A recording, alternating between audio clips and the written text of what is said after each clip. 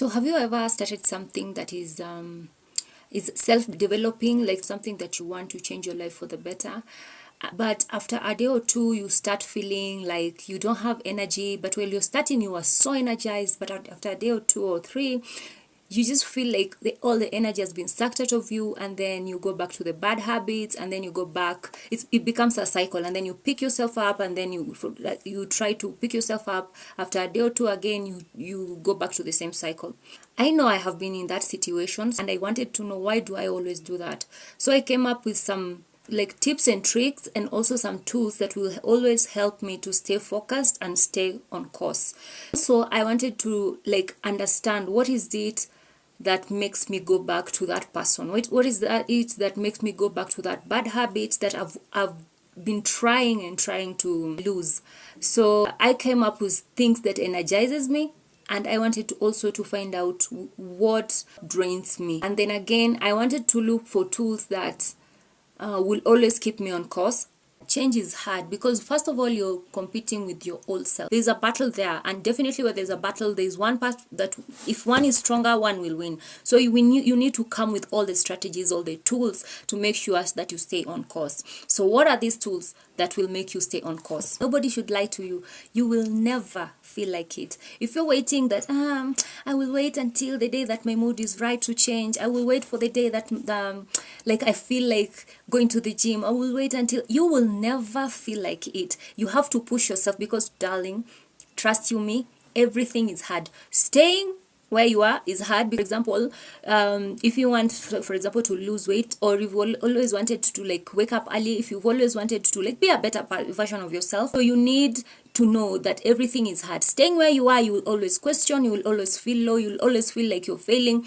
But also, waking up and going to the gym, or working at home, out at home, like the way we are doing, is also hard. So you need to choose your hard.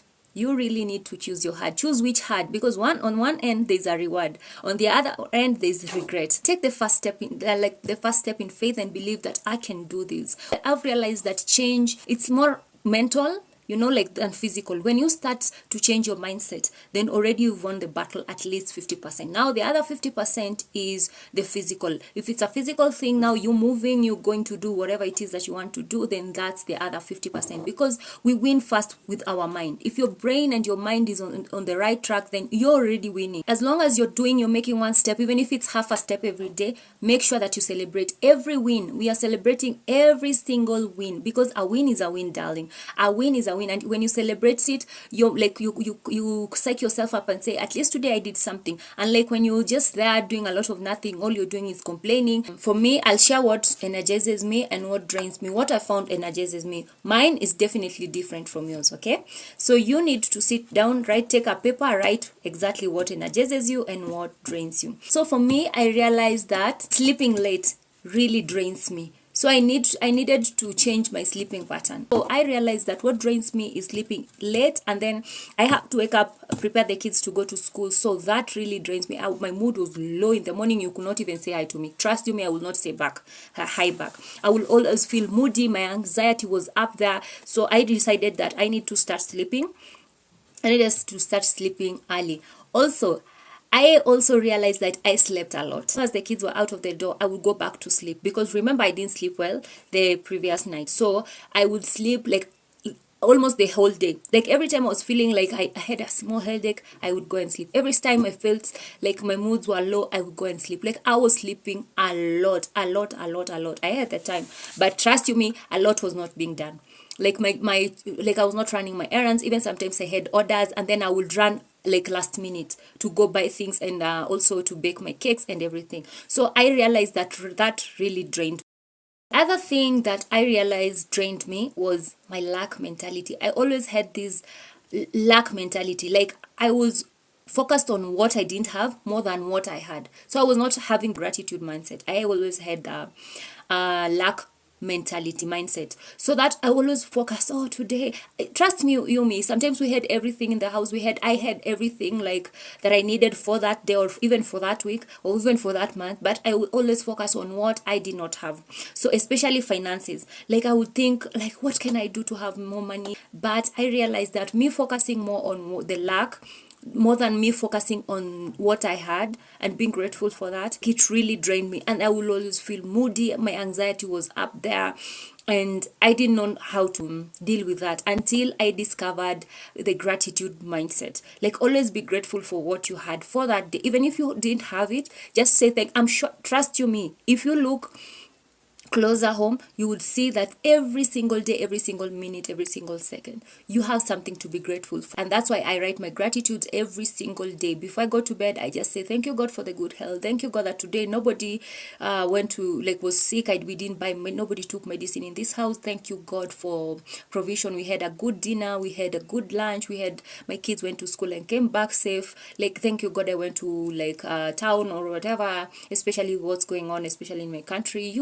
It's something to be grateful about. So you should just be thankful. So, for example, for me, I get an order and I would say, thank you, God, for that one order. But some time back, all I would say, no, I'm just getting this one order in a week or in a month. Sometimes I will even get one order in a month, and I would say, this money will not sustain me. Like, I'm not looking of what I already have and being grateful. I'm looking of what I don't have. But now I'm like, thank you, God, for this one order that I got this month or this week. Yeah, thank you, God. Like, it makes you feel like it lifts your spirits up. Okay, so let's start being grateful, right? The other thing that I've realized that drained me a lot is overwatching TV and scrolling on my phone. Like, I would binge watch on my, like, for example, I'm watching a movie or a series. I will sit from morning to evening and binge watch that series, or like nobody's business. Even overnight, sometimes, like, I would watch until 3 a.m. and then now I'm supposed to wake up by 6. So you can get how drained I will be in the morning because I'm sleepy, I'm moody and everything. I needed to also get things that energizes me. So for me, what energizes me is watching people's success stories. Like, when I told you that what drains me is watching a lot. So I decided that when I'm watching, I need to know what exactly I'm watching. Is it helpful to me? Is it just entertainment, or is it something that is helping me? Is it something that is improving me? Right? So I told myself that I'll be watching like self-improvement videos when I've set time for that. And also I will be watching like people's success stories. If it's business, for me, like I'm in the cake business or in the food industry, I'll watch something for a success story of somebody who is running a successful food business or cake bakery, for example. So I decided that I want to be motivated by such people, such videos. The other thing that energizes me is just taking shower, like a warm shower.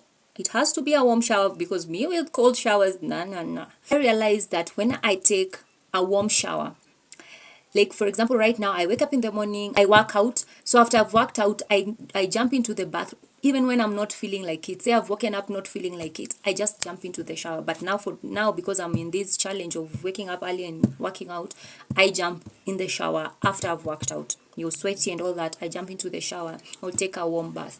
So that energizes me. Like, it gives me life.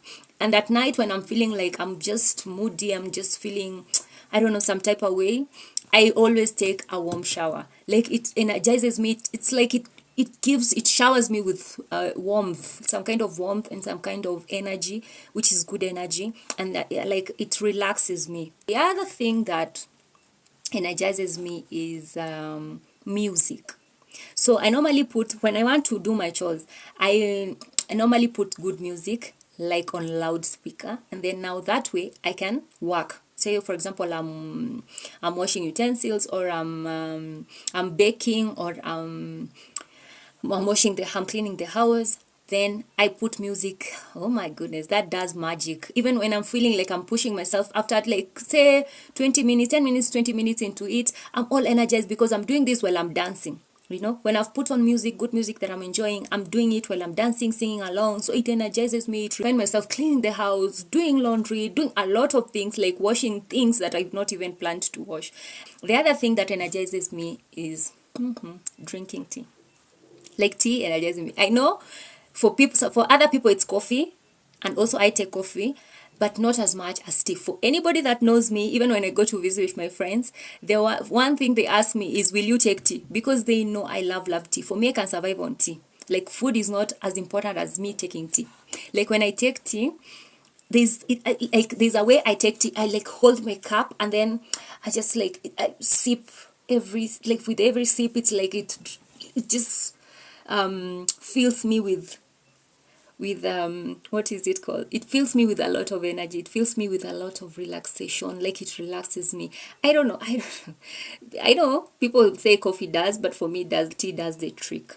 Yeah, so also you need to sit down and get that list for yourself, what energizes you and what drains you. Yeah, so let's jump into the tricks and tools to use to make sure that you stay on course with what you've promised yourself. Make sure that you keep that promise to yourself and you don't fall out of plan.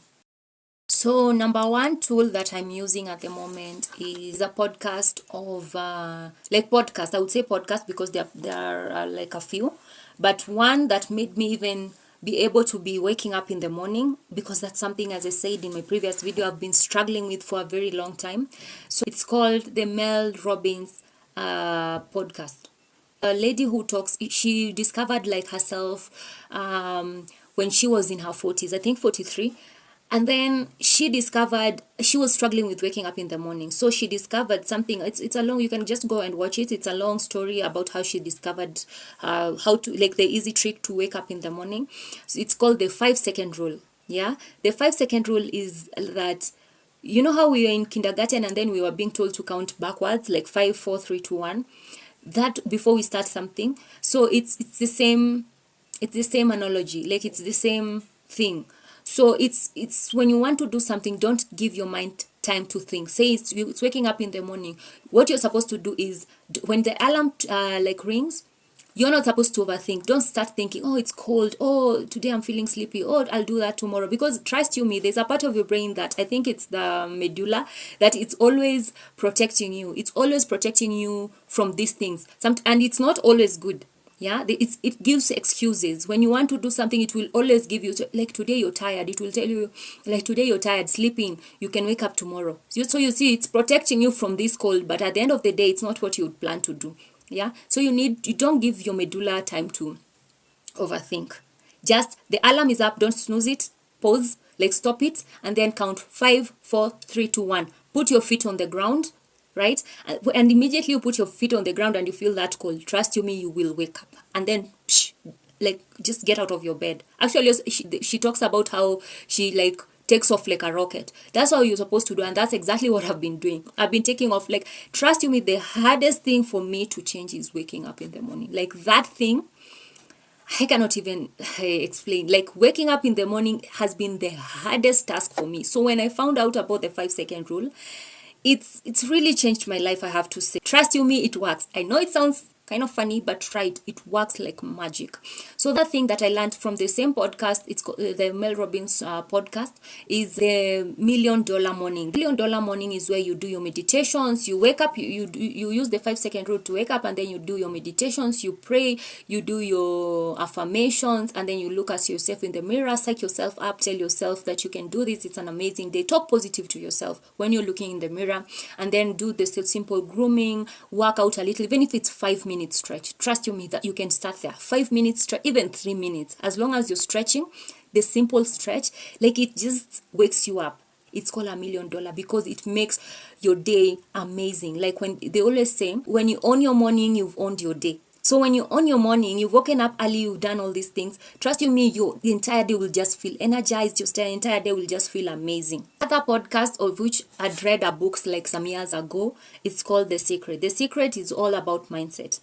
It's about mindset, visualization, visualizing what you want and really seeing it. And you can just go check it out. You know how you're supposed to say affirmations in the morning? Like, make sure you've placed things where you will see them. Like, for affirmations, if you've written your affirmations on sticky notes or on paper or wherever it is, make sure that you've placed them on top of your bed. Like, for me, they are just exactly like on my dressing table, on top of it, like next to my bed. So when I wake up, when I'm going to bed, when I'm like, I have my money affirmations, I have my sleeping affirmations, I have my bedtime affirmations, I have my morning affirmations, and self-love affirmations. So those affirmations, I have them on top of the bed. Like, when I wake up, when I when I'm applying oil to myself on my body, when I'm from the bathroom, every time I see them. You can put them on your mirror, you can put them at least where you see them. The thing is, avoid negative people and avoid negative things that, like the way we say, things that drain you. If it's people that drain you, avoid them. That's very easy and self-explanatory. You just need to avoid negative people and negative things that drain you.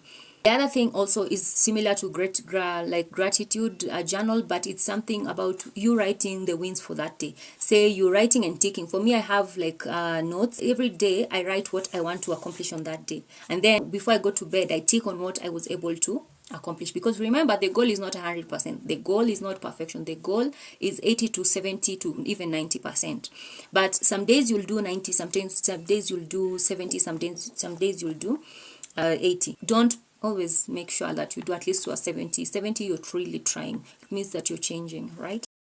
The last tool or trick that I use is setting the alarm. Not just for waking up, but an alarm of every time that I want to do something. I've set to do something. If I've set time to work from 5:30 to 6, I will set that time. If I've set time to like go somewhere, or for example, I have a cake to bake, and I want to decorate. I want to bake it, say, at around noon. I will set time for that. If I want to wash my utensils at around a certain time, that's the time I will set it. So that when the alarm rings, I will remind myself.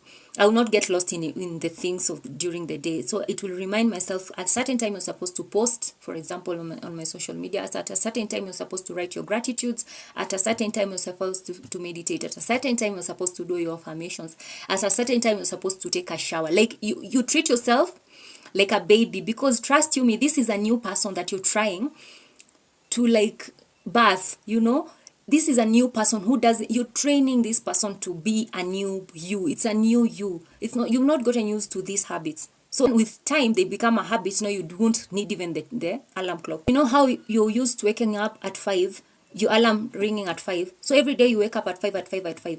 So when you've done that like a week or two, they say it's 14 days for that to become a habit. So after 14 days or so, even after a week, for me, I realized even like 5 days, after 5 days, I don't even need the alarm. At around 4:59 or 4:55, I'm already up, because my brain is already conditioned to wake up at around 5 naturally, even without the alarm. No, that's how you condition your mind.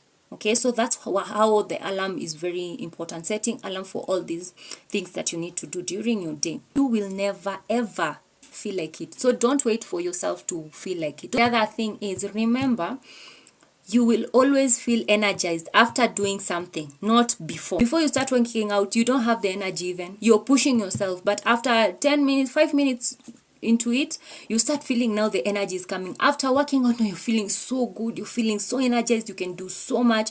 So the energy comes after, not before. Remember that.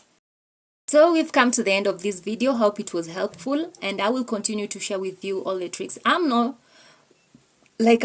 like a specialist in anything. I don't know about weight loss. I don't know about self-improvement. I've not gone to any school. I've not done anything. But these are the things that are really helping me, and I thought to share with you. Thank you for watching, and also kindly don't forget to subscribe, hit that like button, and share and comment down below. Leave me a comment, a nice comment. Tell me if you're doing this with me. Help me how this video has been helpful, and then I will keep going. It will give me the morale to keep going also, because you help me, I help you. We're building a community. Okay, so bye bye. Love you.